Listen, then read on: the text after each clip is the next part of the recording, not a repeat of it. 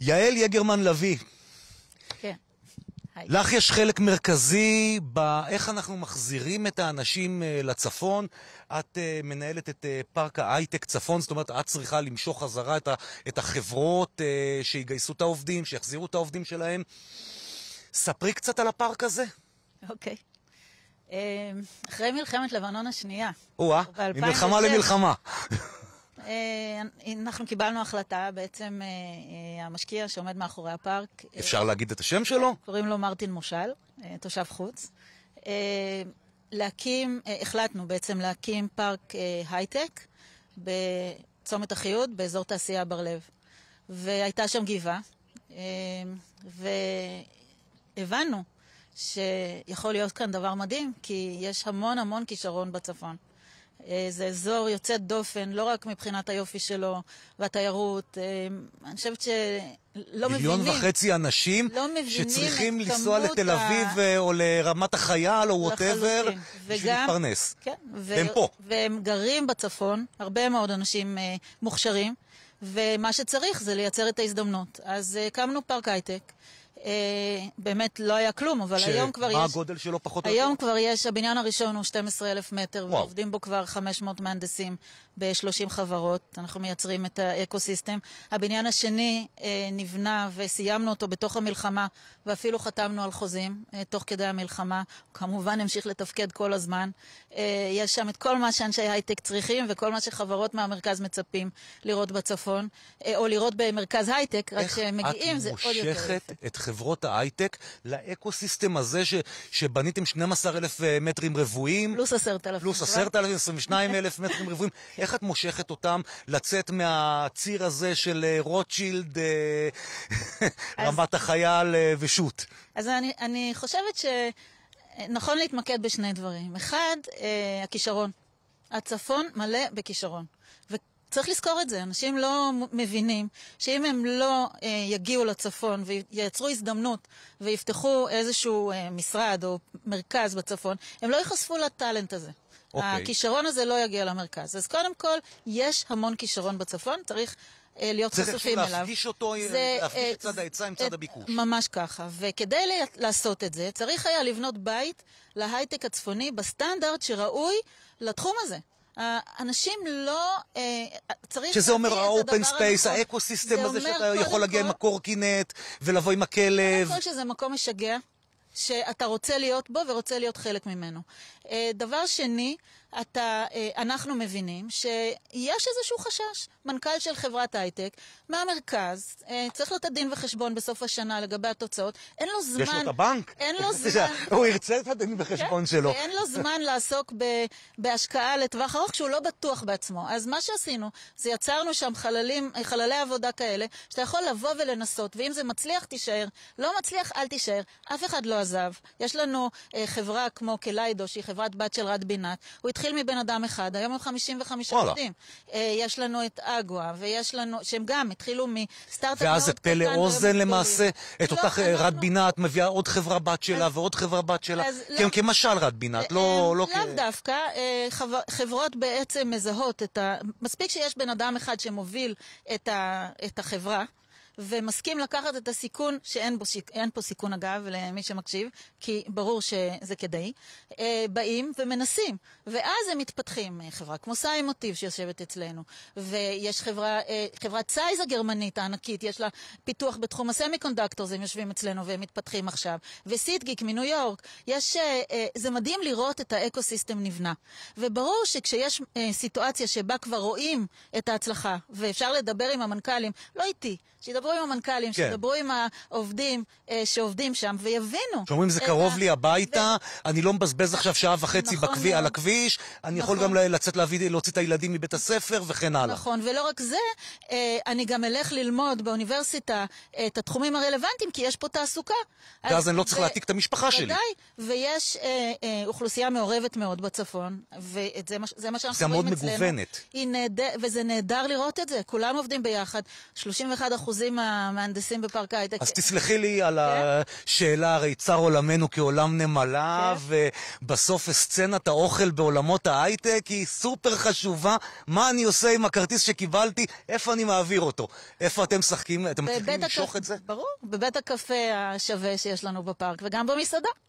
ברור, איזה וזה שאלה. אומר שאני יכול לבוא בבוקר, לקחת את הטייק-אווי שלי, את הקפוצ'ינו, בדיוק עם החלב שקדים וכן הלאה. אתה צוחק, אבל חכה תכף מגיעים אליך. ברור, בוודאי. זה מאוד חשוב להביא את האיכות הנכונה והמתאימה לצרכים של הלקוחות, להביא ערך. ומה שאנחנו עושים מביא ערך. ומאחר זה מביא ערך, אז זה מביא את האנשים. אני כמובן אשמח שיגיעו יותר, ואנחנו נוכל להתרחב יותר עבור תעסוקה באזור הצפון. בואי נדבר רגע על תוכנית מושל, כן. שזה תוכנית שהיא מאוד מאוד מעניינת, איכשהו טסה לכולנו תחת הרדאר. כן. ספרי עליה קצת.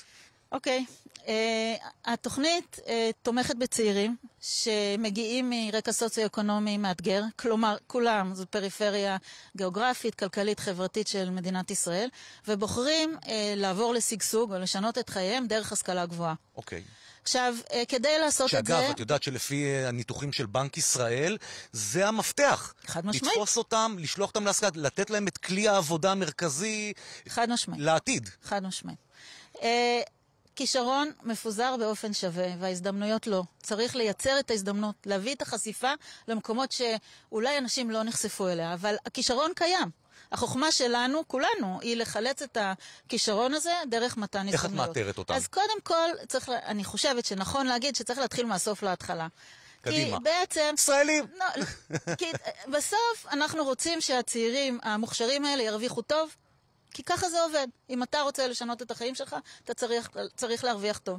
במדינת ישראל משלמים שכר טוב, אני מדברת עכשיו על השכלה גבוהה, משלמים שכר טוב למהנדסים, לבוגרי מדעי המחשב, גם רופאים לאורך זמן, ועוד מקצועות נוספים במרחב הזה. אז עכשיו זה ברור, ואם זה השכר הגבוה, ולשם צריך להגיע מוכנים, אז הם צריכים להגיע מוכנים. חברה תגייס עובד כי הוא מביא לה ערך. אז תפקידנו לעזור, לסגור את הפער, וכדי שהם, עם הכישרון שלהם, יוכלו להביא את הערך. ואיך את מאתרת את אותם אנשים, ואיך את מובילה אותם את התהליך הזה? אז קודם כל, כל מי שאנחנו פוגשים אותו, אנחנו מגיעים אליו עוד לפני תחילת הלימודים. אז או שהם למדו במכינה... לימודים באיזה חלק של החיים? אוקיי, אז אתה צודק. אז אנחנו מדברים על השכלה גבוהה. אז זאת אומרת שבעצם המטרה שלנו היא לפגוש את הצעירים ברגע האחרון לפני שהם יכולים להתחיל ללמוד. אז מה זה אומר? למשל, דוגמה, היא לפגוש צעירים בצבא, במחווה אלון או במג"ב, פשוט אלו פרויקטים שאנחנו עושים ביחד. הצבא נותן לכם להיכנס? לא, אנחנו נבוא לארצות, ואנחנו נבוא... אגב, כשאני אומרת אנחנו, זה לא אני. זה בוגר של מחווה אלון, למשל, שלא סיים בית ספר, והיום הוא רופא או מהנדס. באמת? ודאי, ואז... יש לך מקרים כאלה? ודאי. תני לי קצת, תכניסי אותי למספרים. איזו שאלה. יש לנו היום כבר 1,650 סטודנטים ובוגרים. באמת? 820 סטודנטים פעילים. זאת התוכנית הכי גדולה בארץ במרחב הזה. והיא תוכנית, כי זה לא מספיק לתת כסף, צריך לתת מספיק כסף כדי שהם יוכלו, שיהיה להם שקט נפשי לסטודנטים המדהימים והמוכשרים האלה ללמוד ולהתחרות עם אנשים אחרים שמגיעים מרקע אחר, שהם דור שני להשכלה גבוהה, שהם נחשפו למרחב הזה. אז דור ראשון, התפקיד שלנו הוא קודם כל לאפשר להם את השקט הנפשי ללמוד.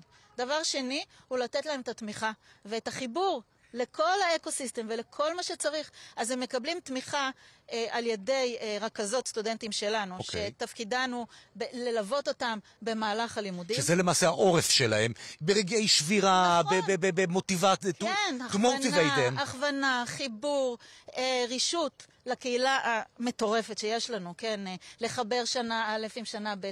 מגיע צעיר לשנה א' בטכניון, מגיע עם פער משמעותי, צריך לעזור לסגור את הפער, זה לא אשמתו, הבן אדם סופר מוכשר, להפך יותר מוכשר, והליווי שלכם הוא לא רק במלגה, שזה, אני חושב שזה סופר חשוב. זה לא לקח את 50,000 שקל ותהיה בריא. לא, קודם כל זה 160,000 העלות, בסדר, אבל... ככה גילחנו על הדרך בנקאי. אני רוצה להגיד בתור בנקאית לשעבר, שאני מציעה להסתכל על הרווח, לחברה, לאדם, ולא על ההשקעה, נכון? אז צעיר כזה, אחרי שהוא יסיים לימודי הנדסה, ירוויח 10 מיליון שקלים לאורך חיי הקריירה שלו, וישלם מעל 4 מיליון שקלים במיסים למדינת ישראל. אז הוא לא יצטרך את הקצבאות גם, הוא לא יצטרך, הוא יוצא מהמעגל הזה בכלל. הסביבה שלו, והוא מודל לחיקוי עבור כל כך הרבה צעירים אחרים. המטרה היא רק להרחיב את זה. אנחנו מדברים פה על תורם אחד שכבר יצר, ביחד איתנו עם התוכנית הזאת, כבר ייצר לאורך חיי הקריירה של הסטודנטים האלה, 16 מיליארד שקלים בתל"ג למדינת ישראל, וקרוב ל7 מיליארד שקלים במיסים. תורם אחד, תוכנית אחת. החוכמה היא לייצר הרחבה של פעילויות כאלה עם ראייה לטווח ארוך, והבנה שצריך להסתכל על התשואה. כמה סטודנטים פעילים יש לכם עכשיו? 820. כמה בוגרים? 850. שמי, פשוט יישר כוח. תודה רבה.